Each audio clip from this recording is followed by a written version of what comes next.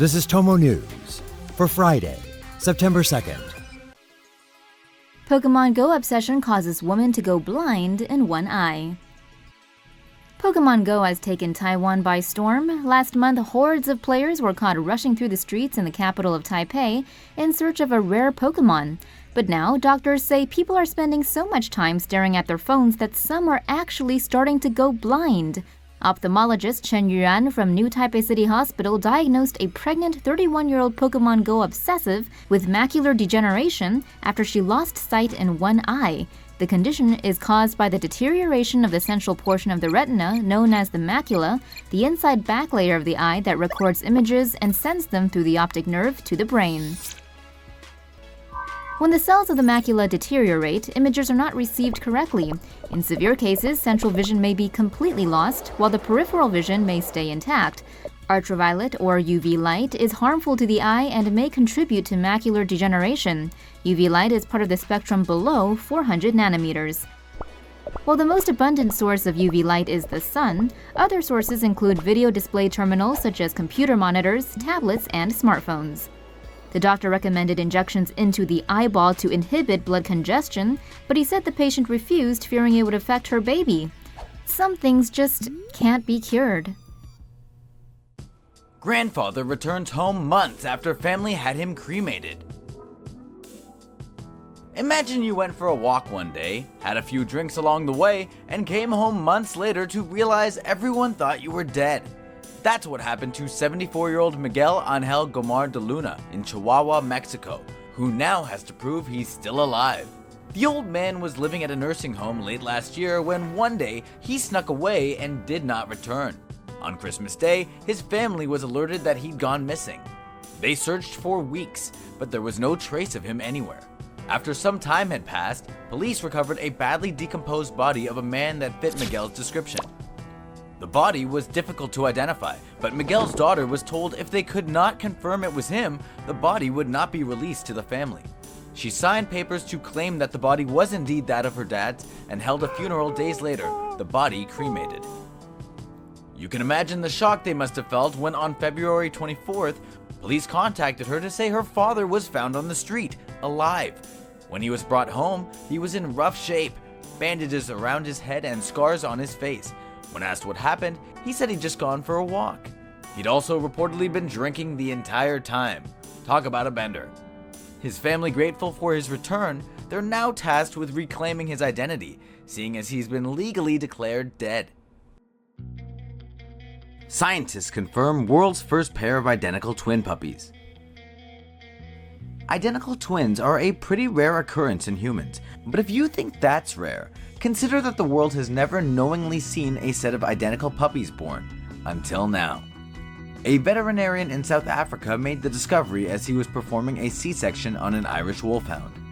The pregnant pooch was giving birth to a litter of 7, but unlike most canine pregnancies, this one produced an unprecedented irregularity. While there were 7 puppies, there were only 6 placentas. 2 of the dogs were sharing one. Inside, each of the 2 little guys had an umbilical cord hooked up to their shared placenta for them to receive nourishment from their mother. When the vet looked at both male puppies once born, it appeared they were indeed identical twins. Tests in their early stages confirmed as such, which provided the green light needed for the scientific community to declare the pups, Cullen and Romulus, the first monozygotic twins the world has ever been able to confirm, as published in the journal Reproduction in Domestic Animals on August 22nd. Now, the genetic occurrence of twinning extends to at least 3 species on Earth that we know of: dogs, humans, and the 9-banded armadillo. Dog swims 6 miles, then walks 12 to reunite with her family. An Illinois family is counting their blessings after their dog went missing in the middle of Lake Michigan, only to turn up safe and sound the next day. Ed and Kristen Cassis sent out a Mayday dog overboard call from their boat on Sunday morning after realizing their son's 10-month-old dog Riley had disappeared. Fortunately, Riley was training to be a search and rescue dog. She's also a Belgian Malinois, a breed known for its intelligence and athleticism. Riley ended up swimming about 6 miles to shore and then walking another 12 miles. Meanwhile, hundreds of people were out looking for her. On Monday morning, Ed and Kristen saw comments on social media that Riley had been going into the Platte River campground. They drove to the campground and found Riley. Ed and Kristen say they owe Riley's safe return to Lynn Fedor. She runs a volunteer group in the area called the Lost Dog Search Team. Lynn and her team posted Riley's information on the group's Facebook page. More than 20,000 people viewed the post. Heroic duo use sledgehammer to save baby trapped in a hot car. A 4-month-old baby girl is lucky to be alive this week after she was left alone inside a hot car in Howell, New Jersey. The unnamed child was inside the car for 40 minutes while the temperature outside was in the high 80s. Around the same time, ex-cop Steve Eckel and Sarah Mazzone happened to pass by the vehicle separately in the Kohl's parking lot when they heard the child crying. They both struggled desperately to open the doors on the car, but to no avail. That's when Eckel remembered there was a sledgehammer in his car, so he went to get it. The 53-year-old hammered the window several times before it fell to pieces. Except the baby's mama, Karen Gruen, who was charged with endangering the welfare of a child. Eckel and Mazzone made sure the kid was all right, and thankfully everyone got a happy ending. Public calls for harsher charges against road rage driver who killed a man. Justice for Tse. That's what hundreds of New Yorkers are calling for on Thursday. 68-year-old Vincent Tse died last month after falling into a coma following a road rage beating. On Friday, July 21st, he was reportedly involved in a fender bender with Clement Anderson. Anderson was with his sister Robin and was double parked. He opened his door while Tse was trying to get around him, hitting the elderly driver's car. Robin, who is an NYPD school safety agent, reportedly told the cops that Tse slipped and fell while getting out of the car. Now, the problem with that is that the cops say it's not true. Robin was accused of lying and was suspended from her job. Nearby surveillance footage tells another story, reportedly showing Anderson punching Tse and knocking him to the ground. This apparently went down after Tse tried to take a photo of Anderson's registration sticker. Tse suffered a fractured skull and brain hemorrhage following the altercation and fell into a coma. He died several days later in hospital. Anderson has been charged with felony assault, but protesters want stronger charges to be leveled against Anderson, and that's something the Queens District Attorney is looking into. He's set to appear in court on Monday. Officer shot in head by robbers in Atlantic City shootout. An Atlantic City police officer remains in critical condition following a shootout with a group of armed robbers outside Caesars Palace. Reports indicate around 2:30 a.m. on September 3rd, two officers approached a group of men who looked to be engaged in criminal activity near the casino parking garage. As they walked toward the men, one of the thugs pulled out a gun and opened fire on the cops. One of the officers was shot in the head. Miraculously, the bullet did not prove fatal. Wasting no time, the fallen cop's partner returned fire on the thugs, striking one of them as the others fled the scene. The man who was shot, identified as 25-year-old Jerome Damon, managed to get a block and a half from the scene before collapsing to the ground and dying from his injuries. The gangsters had reportedly attempted to rob 3 other men moments earlier. The other 2 men involved in the incident have been apprehended, while the wounded police officer remains in critical condition following emergency surgery.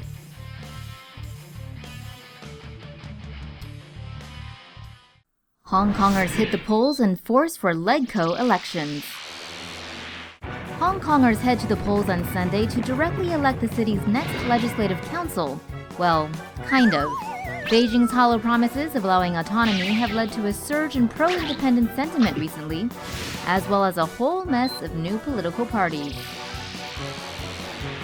The umbrella movement sparked a generation of young Hong Kongers to stand up, and now they want their voices to be heard. The established pro-democracy parties are seen as ineffective, but now the problem is the left actually has too many candidates on the ticket.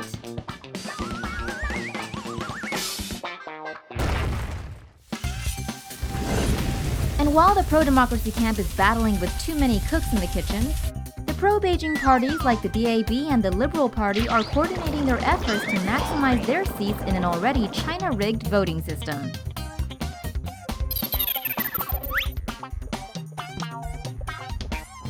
To keep the China puppets from ramming through bad legislation, the real goal for Hong Kongers is to just get enough seats to hold veto power.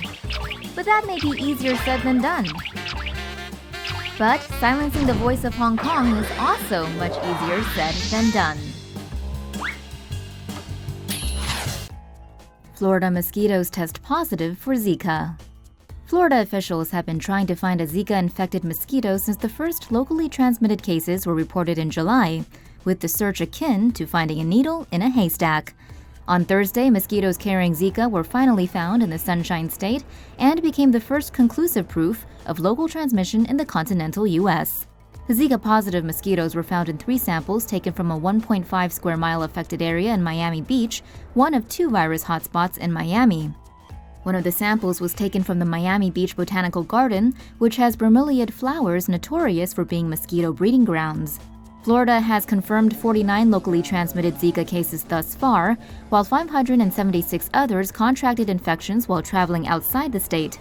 Another 80 cases involved pregnant women. Most of the infected show no symptoms, but those that do report rashes, joint pain, fever, and red eyes. The virus is more harmful to unborn babies and reportedly causes birth defects like microcephaly. The new discovery has state authorities stepping up Zika prevention efforts, with Governor Rick Scott pushing for aerial spraying in the area. But with Hurricane Hermine blowing through Florida, not only will measures be delayed, the aftermath will most likely create more enhanced breeding grounds for the mosquitoes. Cocaine cuties busted with 200 pounds of blow down under. 2 dope Canadian women who are on a dream cruise around the world are now looking at life behind bars down under after authorities busted them with over $22 million worth of blow. Quebecers Melina Roberge, Isabelle Lagasse, and Andre Tamine appeared in court on Monday and were charged with trying to smuggle 200 pounds of cocaine. The trio were aboard the MSC Princess on a $12,600 68-day cruise, beginning in London and stopping in the US, South America, and New Zealand before finishing in Australia. Roberge and Lagasse had been documenting their glamorous trip over Instagram. Both accounts are filled with pictures taken from white sandy beaches and other exotic destinations. Now they're filled with hilarious comments. Go see for yourself. Authorities are now trying to determine at which port the narcotics were brought on board. The ship did stop in Colombia and Peru, countries both known for nose candy. The Australian authorities had been coordinating with counterparts in the US, Canada, and New Zealand. A search of the ship's nearly 2,000 compartments led to the discovery of the cocaine in the trio's suitcases. The 3 did not enter pleas when they appeared in the Sydney Central Local Court. They are all looking at life sentences if convicted. Wonder if Instagram has any good prison filters. New drug offers hope in fight against Alzheimer's. The drug aducanumab is believed to aid in the clearing of toxic proteins hypothesized to cause Alzheimer's disease. A recent study measured brain activity of 165 participants, some of whom received the drug once a month for up to 54 weeks, while others received a placebo. Of those who received the drug, 103 experienced a reduction in the amount of tangled amyloid beta, the toxic proteins thought to trigger Alzheimer's, in their brains. For years, scientists have debated whether the buildup of amyloid beta protein causes memory loss and ultimately Alzheimer's disease. In a clinical study, researchers injected the drug aducanumab in early-stage Alzheimer's patients. 1 or 2 in every 1,000 of the antibodies enter the brain, where they latch on to wayward amyloid beta proteins. Researchers believe that other cells called microglia then arrive and clear the aberrant proteins from the brain. The trial's results were in favor of the amyloid hypothesis, which suggests that the elimination of the protein itself might alleviate the disease's symptoms. 2 larger Phase 3 trials are now in progress and plan to run until at least 2020. FAA rules for commercial drones officially in effect. The United States Federal Aviation Administration's rules for the commercial use of drones officially took effect on August 29th. Here are the key things to know. To fly commercial drones, one must be at least 16 years old, possess a remote pilot airman certificate, and must pass TSA vetting. Drones weighing between half a pound and 55 pounds may be registered online. Drones heavier than 55 pounds require special registration. Drones may not fly higher than 400 feet and may only fly during daylight hours. They also may not fly faster than 100 miles per hour, must keep within the operator's visual range at all times, are prohibited from flying over people and may not be operated from a moving vehicle. Drones must also yield to manned aircraft. NASA expects commercially flown drones will account for around 40% of all small drones in operation by 2019.